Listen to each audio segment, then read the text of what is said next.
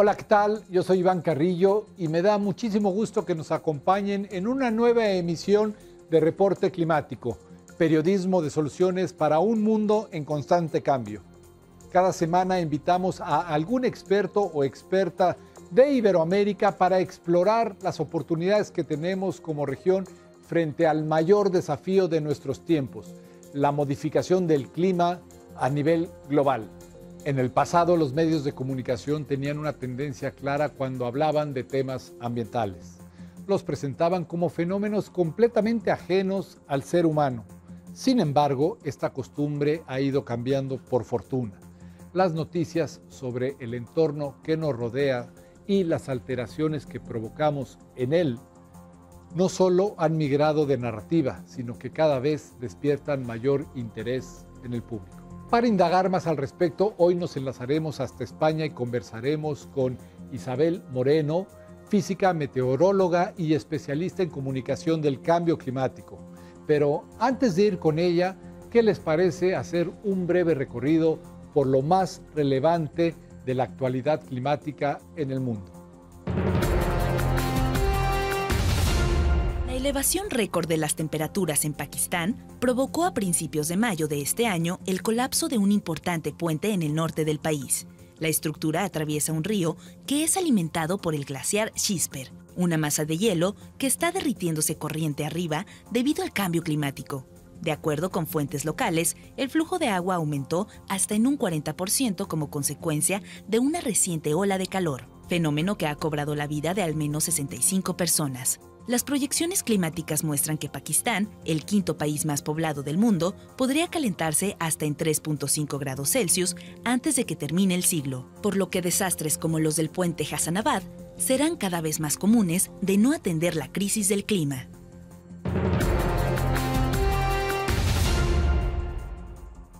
De una u otra forma, en menor o mayor medida, el cambio climático está afectando a todos los seres vivos, y nuestras mascotas no son la excepción. Un estudio realizado en Reino Unido encontró que padecimientos como la insolación y los golpes de calor están siendo más frecuentes, sobre todo en los perros. Esta conclusión se deriva de un análisis de datos de 5 años provenientes de una red de consultorios veterinarios en el país anglosajón. Los autores descubrieron que, entre los caninos, aquellos de razas chatas son más susceptibles a los efectos del aumento de temperatura. Sin embargo, también se registraron casos en gatos, conejillos de indias y hurones. El llamado de los investigadores es que las personas revisen los alojamientos de sus mascotas y los mantengan frescos en los meses más calurosos.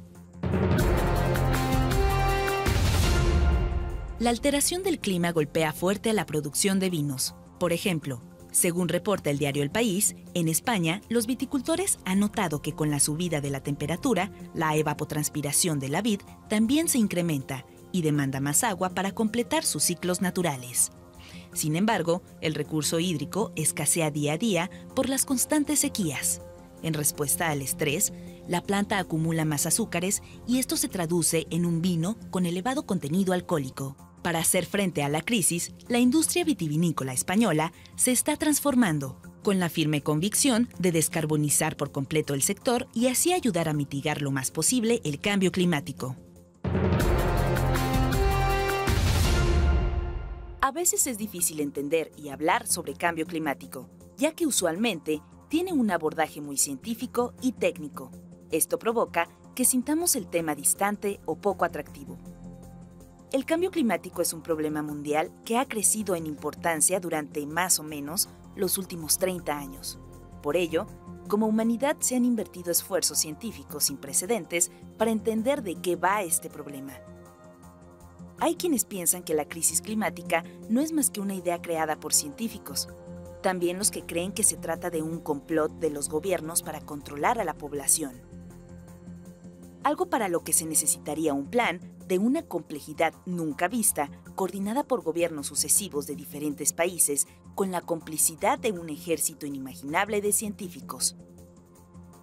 Las investigaciones han dado fruto y, actualmente, un consenso científico histórico, liderado por el Panel Intergubernamental de Cambio Climático de las Naciones Unidas, nos permite decir con suficiente certeza que el cambio climático es una serie de fenómenos fuera de las series normales observadas por geólogos, físicos o biólogos, y amenaza no solo al medio ambiente, sino a los seres humanos y el resto de la vida en este planeta, que cada vez es más acelerado por las actividades humanas. No se trata solo de un ciclo natural del planeta, ni de temporadas cálidas que ocurren cada cierto tiempo. Estos cambios no son un giro del planeta fuera de su eje de rotación, ni producto de radiaciones inusuales del Sol, ni de actividad volcánica o corrientes oceánicas atípicas. Es verdad que hay varias causas que contribuyen a su existencia, pero la ciencia coincide abrumadoramente en que la gran mayoría son de origen humano. Sin embargo, la ciencia también ha concluido que estamos a tiempo para evitar que los efectos del cambio climático, que empeoran año con año, sean los menos nocivos para nosotros y todos los seres vivos, incluyendo a las generaciones por venir, nuestros hijos y nietos. Es decir, se trata no solo de salvar nuestra existencia en este planeta, sino de volverla mejor. Esta es la principal razón por la cual el tema debe importarnos y ocuparnos. Como personas, estamos profundamente influenciados por quienes nos rodean, lo que hacemos, hablamos o pensamos. De esta forma, las conversaciones diarias se vuelven esenciales para generar cambios sociales importantes. Conversar nos ayuda a abarcar dudas comunes, temas de interés, inseguridades y a entender los impactos que el cambio climático ya está teniendo en nuestras comunidades. Los informes más recientes sobre los impactos actuales y previstos del cambio climático son claros. Nos estamos quedando sin tiempo. El silencio ya no es una opción. Si ni siquiera podemos hablar sobre el cambio climático, jamás podremos solucionarlo. Uno de los grandes problemas que enfrenta la comunicación del cambio climático es el escepticismo que la rodea. De acuerdo con una encuesta realizada por el Pew Research Center en 2018, solo en la mitad de los países la mayoría de la población considera que el cambio climático es una amenaza seria. 20% de las personas piensan que se trata de un riesgo menor y 9% cree que no representa peligro alguno. En este contexto, Isabel Moreno nos cuenta por qué es tan difícil hablar sobre cambio climático. Si esto fuese tan sencillo como contar exactamente en qué consiste el cambio climático, ya estaría resuelto el problema, pero estaría resuelto no ahora, sino hace 40 años, que fue cuando empezamos a saber que esto era un problema serio y que realmente estábamos cambiando el clima del planeta. O sea, podemos remontarnos a 1988, fue, ¿no?, cuando James Hansen dijo frente al Congreso de los Estados Unidos que realmente estábamos cambiando el clima de la Tierra. Necesitamos meter dentro de la conversación de las personas y dentro de estos temas de conversación habituales el problema que estamos causando no solamente al clima, sino a todo el planeta en general. Y es que el cambio climático no solo significa temperaturas más altas o lluvias más escasas, también conlleva la posibilidad de que nuestra ciudad desaparezca con la subida del nivel del mar, que nuestro deporte favorito deje de practicarse por falta de condiciones propicias o que la bebida que más nos gusta ya no pueda ser producida debido a la pérdida de recursos naturales. Meter estos temas dentro de la sociedad es lo que hace que la sociedad demande y que además tengamos esa capacidad de crear esa conciencia. En este sentido, Isabel Moreno señala que una de las grandes oportunidades para ganar terreno es el uso de tecnologías que prácticamente todos tenemos a nuestro alcance. Yo donde más hablo de cambio climático es en mis redes sociales. Pero cuando yo hablo de cambio climático en mis redes sociales, que es también lo que me ha hecho ser reconocida, siempre me quedo con la sensación de decir, ¿y qué? O sea, yo te he contado una cosa súper interesante sobre el deshielo, vale, pero eso te lleva a ti a pensar que a lo mejor no deberías estar yendo al trabajo todos los días en coche si tienes un tren que te deja en la puerta del trabajo y solo tardas 10 minutos más. Es decir, por sí solas las redes sociales no tienen la capacidad de hacer que la ciudadanía pase del interés en el cambio climático a acciones concretas para contrarrestarlo. Se necesita un ingrediente extra. En lo que he visto que realmente influye a la hora de adoptar acciones que realmente son buenas para el medio ambiente es hablar con la gente. Y en esto, algunas redes sociales tienen un poder muy importante. Nuevas redes sociales, como por ejemplo Twitch, te permite hablar con la gente que te está viendo en ese momento. Entonces, si tú estás hablando con esa gente, eres capaz de resolver sus dudas, mostrar cómo lo haces tú, ver los posibles problemas que tenga esa persona en concreto para comportarse de una forma u de otra, y también dar ejemplo. Las redes sociales también te pueden servir para dar ejemplo, para decir, mira, no cojo ascensores, voy andando siempre. Siguiendo esta estrategia, especialistas como Isabel Moreno se han percatado que aún hay deudas pendientes con las audiencias en lo que a comunicación de medio ambiente y cambio climático se refiere. Creo que nos hemos estancado en el discurso de reciclar y no estamos avanzando más allá. Me parece que realmente no somos conscientes del impacto real que tenemos con nuestras acciones. Aquí en España, por ejemplo, hace unos meses hubo un revuelo tremendo porque un ministro hizo un vídeo hablando sobre el impacto que tiene consumir carne en el medio ambiente y en concreto en el cambio climático. Se montó un revuelo tremendo. Sí, lo vi.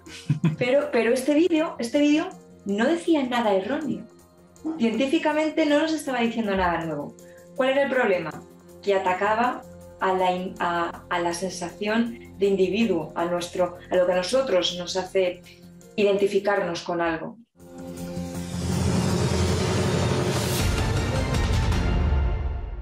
Científicos a nivel mundial han destacado la lucha contra el cambio climático como una oportunidad de reestructurar nuestras economías y sociedades para alcanzar objetivos importantes como la mitigación de la pobreza, la equidad de género, la eliminación de la malnutrición, entre muchos otros.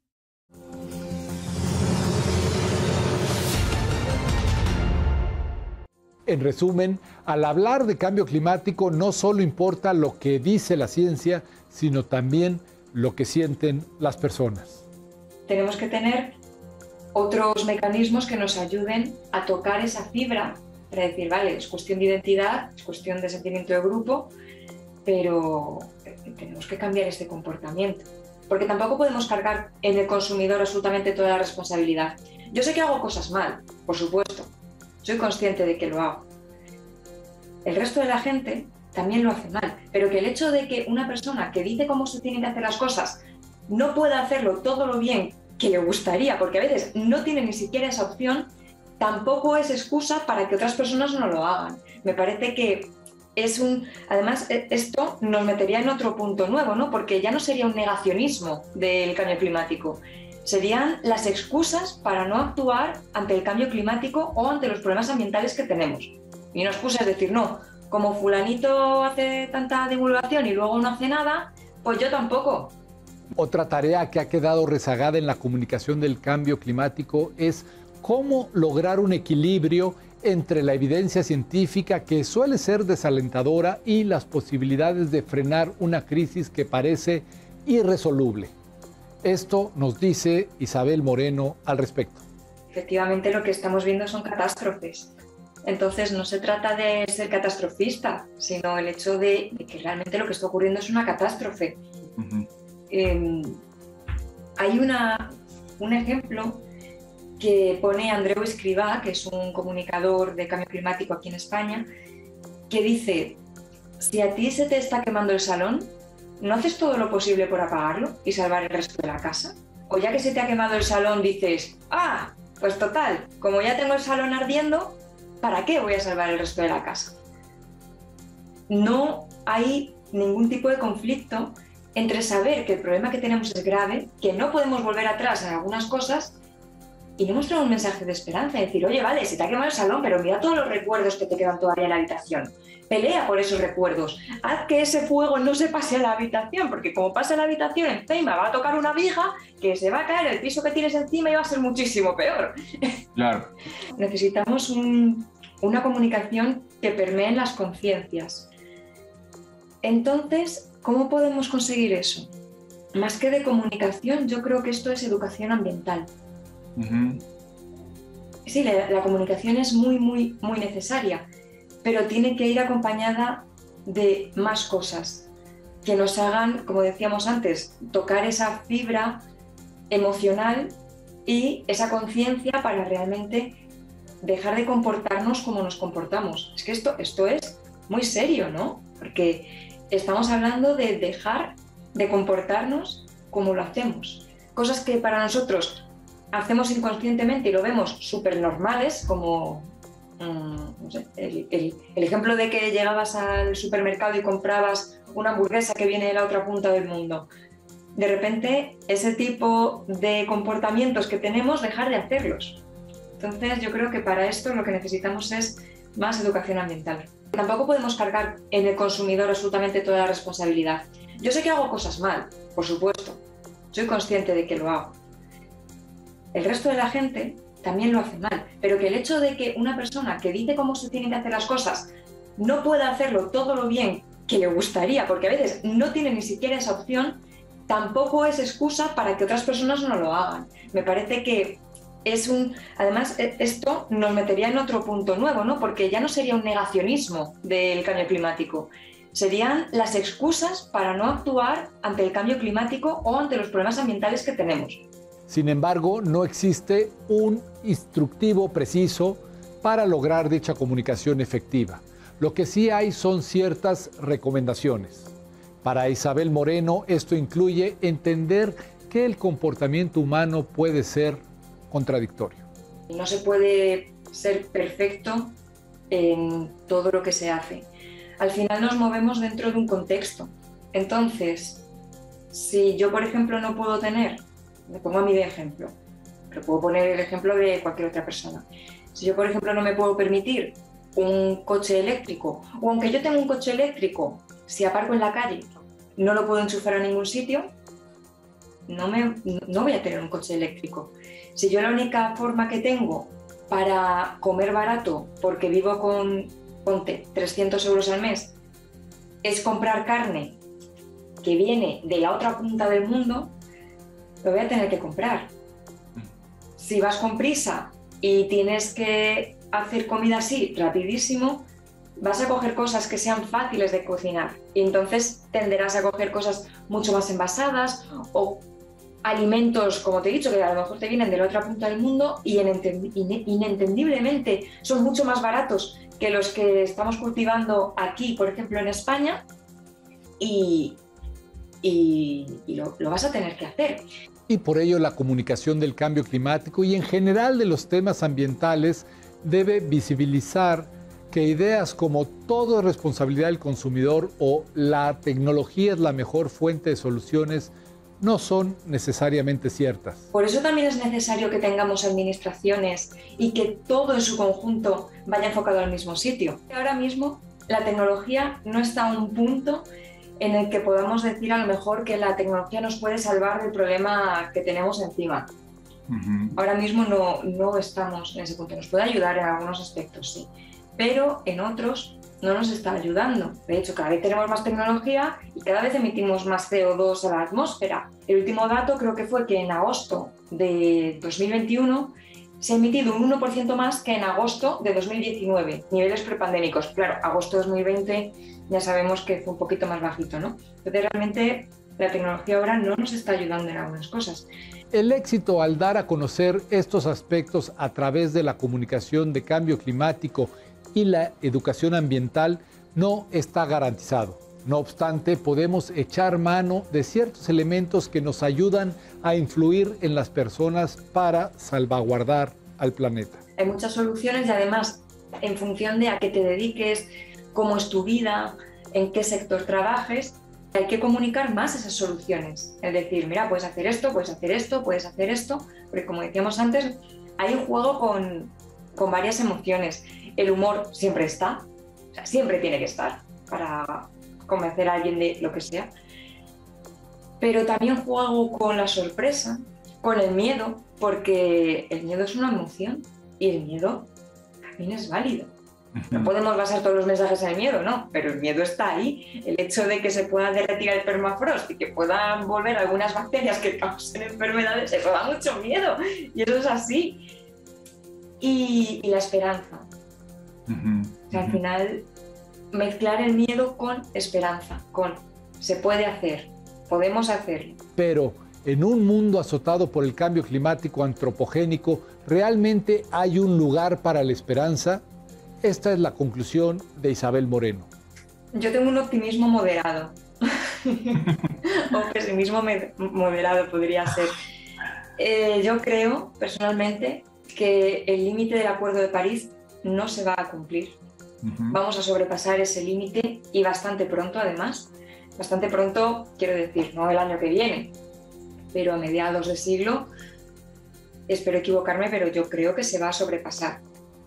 Creo que vamos a decir, no, pues ya que se me ha quemado el salón, que se me queme toda la casa. No. Creo que nos vamos a adaptar. Ahora bien, ¿cómo nos vamos a adaptar? ¿Nos va a gustar esa forma en la que nos vamos a adaptar?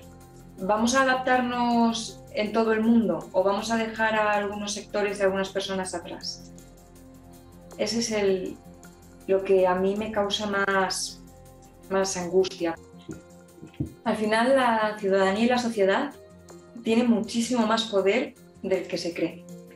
Una persona solo a lo mejor no, pero si a lo mejor eres una persona y consigues movilizar a un montón de personas más, pues a lo mejor ahí empieza a cambiar el asunto.